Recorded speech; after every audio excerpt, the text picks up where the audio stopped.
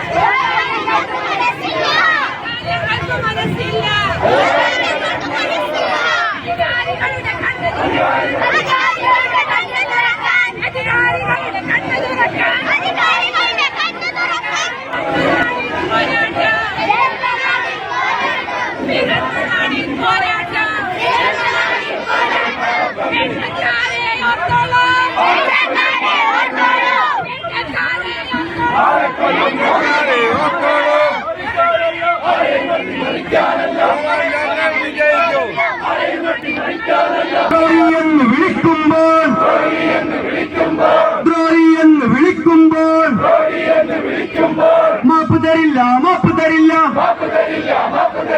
ആ വിളി കേട്ടാൽ ഞങ്ങൾ വിളിക്കും ജനകീയ സമിതി സിന്ദാബാദ്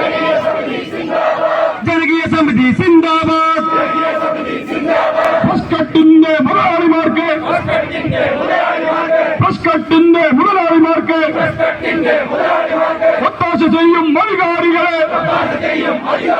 ഒത്താശ ചെയ്യും അധികാരികളെ നിങ്ങൾക്കുള്ളൊരു താക്കീത് അവസാനത്തെ താക്കീത്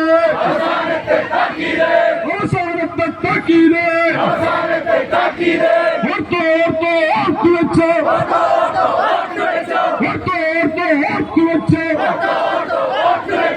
ജനകീയ സമിതി സിന്ദാബാദ് കളക്ടറേറ്റ് മാർച്ച് സിന്ദാബാദ്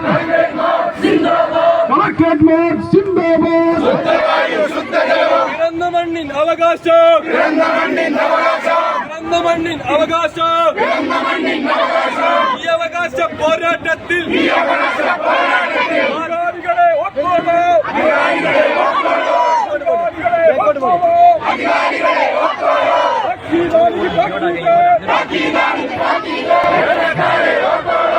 ഒരമാവിനകൾ വിജയിക്കും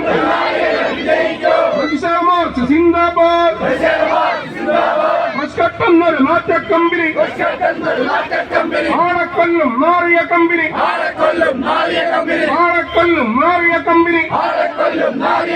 വേണ്ടേ വേണ്ട ഇനി വേണ്ട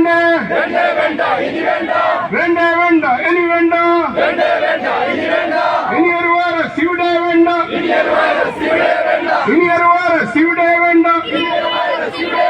ഞങ്ങൾക്കിവിടെ ജീവിക്കണം പ്പെട്ടുകൊണ്ടാണ് പച്ചയായ മനുഷ്യർ കഴിഞ്ഞ കുറെ നാളുകളായി ഊണും ഉറക്കവും ജോലിയും വ്യക്തിപരമായ കാര്യങ്ങളെല്ലാം ഉപേക്ഷിച്ചുകൊണ്ട് ആരോഗ്യം ഉൾപ്പെടെ മറന്നുകൊണ്ട് ഇവിടെ സമരം ചെയ്യുന്നത്. ആ സമരത്തെ കാണാൻ ഫ്രഷ് കട്ട് മാനേജ്മെന്റോ ബന്ധപ്പെട്ട അധികാരികളോ തയ്യാറായിട്ടില്ലെങ്കിൽ ഒരു യുവജന പ്രസ്ഥാനത്തിന്റെ ഉത്തരവാദിത്തപ്പെട്ട നേതൃത്വം എന്നുള്ള നിലയിൽ ഞാൻ പറയുന്നു, ഇങ്ങനെയുള്ള സമരം മാത്രമല്ല നമ്മുടെ നാട് കണ്ടിട്ടുള്ളത്.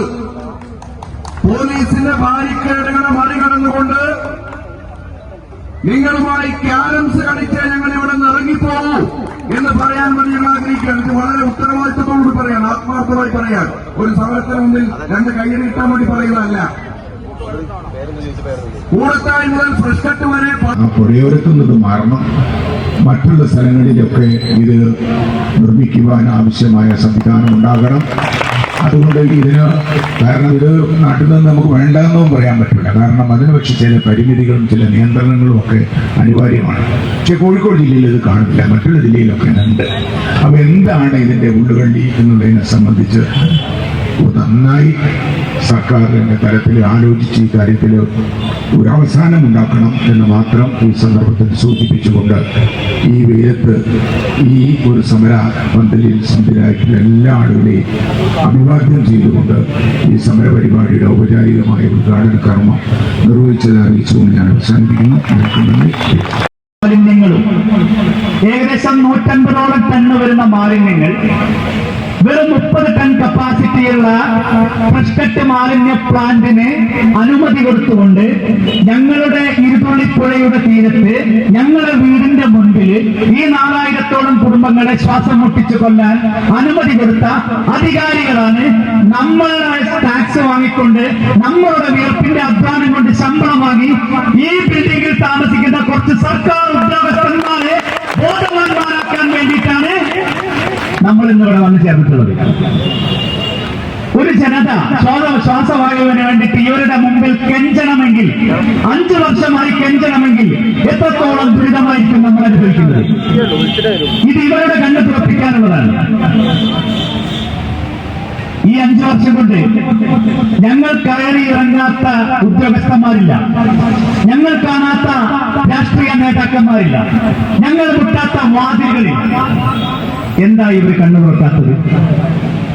കോഴിക്കോട് ജില്ലയിലെ 30 ടൺ വരുന്ന ഈ 30 ടൺ കപ്പാസിറ്റി മാത്രമുള്ള ഈ മാലിന്യ പ്ലാന്റിന് എങ്ങനെ കോഴിക്കോട് ജില്ലയിലെ 150ഓളം വരുന്ന അറവ് മാലിന്യങ്ങൾ എടുക്കാൻ ഇവിടുന്ന് അധികാരം കൊടുത്തു? കോഴിക്കോട് ജില്ലയിൽ ഇവർക്ക് മാത്രമേ മാലിന്യം എടുക്കാനുള്ള അധികാരമുള്ളൂ. ഫ്രഷ് കട്ട് കമ്പനി മുതലാളിക്ക് മാത്രമേ കോഴിക്കോട് ജില്ലയിലെ മാലിന്യത്തോടൊപ്പം 7 രൂപ അങ്ങോട്ട് കൊടുത്തുകൊണ്ട്, പൈസ അങ്ങോട്ട് കൊടുത്തുകൊണ്ട് റോ മെറ്റീരിയൽ വാങ്ങുന്ന ഏക വ്യവസായം, അതിന് അനുമതി കൊടുത്തത് ഇവിടുത്തെ ഉദ്യോഗസ്ഥരാണ്. ഏകദേശം പഞ്ചായത്ത് അധികൃതരെ തുടങ്ങി അതിന്റെ മേലോട്ടുള്ള ശുചിത്വ മിഷൻ, അതിന്റെ മേലെ തലപ്പത്തുള്ള പൊല്യൂഷൻ കൺട്രോൾ ബോർഡ്, അതിലൊക്കെ ഉദ്യോഗസ്ഥന്മാരുടെ വഴിവിട്ട സഹായം, അതോടൊപ്പം DFLMC എന്ന അതോറിറ്റിയുടെ സഹായം. ഞങ്ങൾ ഏകദേശം 4ഓളം മീറ്റിങ്ങുകൾ 3 മാസത്തിനുള്ളിലായിട്ട് കളക്ടർ ഓഫീസിൽ വെച്ച് ഞങ്ങൾ നടത്തിയിട്ടുണ്ട്. പുറത്തേക്ക് കൊണ്ടുപോകാൻ പറ്റാത്തത് നിലവിൽ എന്തുകൊണ്ടാണ് കോഴിക്കോട് ജില്ലയിൽ ഏക ഒരു പ്ലാന്റ് മാത്രം പ്രവർത്തിക്കുന്നത്? കേരളത്തിൽ 34 പ്ലാന്റ് ഉണ്ട്. മലപ്പുറം ജില്ലയിൽ 18 പ്ലാന്റ് ഉണ്ട്. അതിൽ 14 ഇന്ന് പ്രവർത്തിക്കുന്നുണ്ട്. 4 റോ മെറ്റീരിയൽ കിട്ടായിട്ട് പൂട്ടിക്കിടക്കുകയാണ്. എന്തുകൊണ്ട് കോഴിക്കോട് ജില്ലയിൽ മാത്രം ഏക ഫ്രഷ് കട്ട് മാലിന്യ പ്ലാന്റ് പ്രവർത്തിക്കുന്നു? അതിനുത്തരം പറയേണ്ടത് കലക്ടർ തുടങ്ങി താഴേക്കുള്ള പൊല്യൂഷൻ കൺട്രോൾ ബോർഡിലെ സൗമ മേഡം, അതോടൊപ്പം ശുചിത്വ മിഷനിലുള്ള ആളുകൾ, ഇവിടുത്തെ പഞ്ചായത്തുകൾ, ജില്ലാ പഞ്ചായത്തിനടക്കം അതിന് ഉത്തരവാദിത്തമുണ്ട്. എന്തുകൊണ്ട് 5 വർഷം കൊണ്ട് മറ്റൊരു പ്ലാന്റ് കോഴിക്കോട് ജില്ലയിൽ അനുവദിച്ചില്ല? എന്തുകൊണ്ട് 4000ഓളം ജനങ്ങളെ ശ്വാസം മുട്ടിച്ചു കൊല്ലാൻ ഈ കരാറെടുത്ത കമ്പനിക്ക് ഇത്തരം വഴിവിട്ട സഹായങ്ങൾ ചെയ്തു കൊടുത്തു? നിങ്ങളെ കോഴിക്കോട് ജില്ലയിലെ മുഴുവൻ ആളുകൾ കഴിക്കുന്ന ഭക്ഷണത്തിന്റെ വേസ്റ്റ് ഞങ്ങളെ മുറ്റത്ത് കൊണ്ടുപോയി തള്ളാൻ ഇവർക്കാരാണ് അനുവാദം കൊടുത്തത്? ഈ 150ഓളം ടണ്ണ് ഞങ്ങളെ വീടിന്റെ മുറ്റത്ത് തള്ളാൻ ഈ പൊല്യൂഷൻ കൺട്രോൾ ബോർഡിനും ശുചിത്വ മിഷനും കലക്ടറും ഉൾപ്പെടെയുള്ള ഞങ്ങൾ വളരെയധികം ബഹുമാനിക്കുന്ന ജില്ലാ മജിസ്ട്രേറ്റ് ആയിട്ടുള്ള ഈ കലക്ടർ ഉൾപ്പെടെയുള്ള ആളുകൾ എങ്ങനെ തീരുമാനിച്ചു? ഞങ്ങളോട് ചോദിക്കാതെ ഞങ്ങളുടെ വീട്ടിന്റെ മുറ്റത്ത് ഇവരെങ്ങനെ ഈ വേസ്റ്റ് കൊണ്ടിടും? 5 വർഷമായി ഇവരിൽ തുടരുന്നു. നാളിതുവരെ ജനകീയ സമരങ്ങൾ മാത്രം നടത്തി ഈയൊരു പരിഹാരം കാണാൻ വേണ്ടി നടന്ന ഞങ്ങളുടെ മുമ്പിലേക്ക് വീണ്ടും വീണ്ടും മറ്റേ ഈ സമരസമിതിയിലെ സമരങ്ങളിൽ വളരെ പ്രധാനപ്പെട്ട ഒരു വിഷയം ഉന്നയിച്ചുകൊണ്ടാണ് നമ്മുടെ ഈ കളക്ടറേറ്റിന് മുമ്പിൽ എത്തിയിട്ടുള്ളത്. കൃത്യമായ എല്ലാ വിശദീകരണവും ഇവിടെ കൺവീനറും ചെയർമാനൊക്കെ തന്നെ സൂചിപ്പിച്ചിട്ടുണ്ട്. ശുദ്ധവായുവും ശുദ്ധവെള്ളവും നമ്മുടെ ഒരു അവകാശമാണ്. അവകാശം നേടിയെടുക്കുക എന്നതിൽ ഒരു സമരരംഗത്തേക്ക് വരിക എന്ന് തന്നെ വളരെ എന്താ പറയാ ഒരു വിചിത്ര ആഭാസം. നമുക്ക് ശ്വസിക്കാനുള്ള വായുവും വെള്ളവും ശുദ്ധമാക്കി തരണമെന്നൊരു സർക്കാരിനോട് ആവശ്യപ്പെടുക എന്ന് പറയുന്നത് വളരെ വിരോധാഭാസമാണ്. നമുക്കറിയാം, ശുചിത്വ മിഷൻ എന്ന ഒരു സംവിധാനം ഇന്ന് രാജ്യത്ത് നിലനിൽക്കുന്നുണ്ട്. അവരുടെ ഏറ്റവും പ്രഖ്യാപിത ലക്ഷ്യം തന്നെ ഓരോ വീടുകളും ഓരോ വ്യക്തിയും ഓരോ പ്രദേശവും ശുചിത്വമുള്ളതാകാൻ. ഈ ഒരു സന്ദർഭത്തിലാണ് നമ്മുടെ ഈ ഒരു പ്രദേശത്ത് മറ്റുള്ള പ്രദേശങ്ങളെ ശുചിയാക്കാൻ വേണ്ടി അശുദ്ധമാക്കാൻ എന്ന തരത്തിൽ അറിവ് മാലിന്യങ്ങൾ നമ്മുടെ നാട്ടിലേക്ക് കൊണ്ടുവരുന്നു. അറിവ് മാലിന്യങ്ങൾ കൊണ്ടുവരിക മാത്രമല്ല, ഒറ്റക്കെട്ട ഇവിടെ ഇറങ്ങി വന്നാൽ ഇവിടെ ഇരിക്കുന്ന അധികാരികൾക്ക് തീരുമാനമെടുക്കാൻ അധിക സമയമൊന്നും ആവശ്യമായി വരില്ല എന്നിവിടെ അറിയിക്കട്ടെ.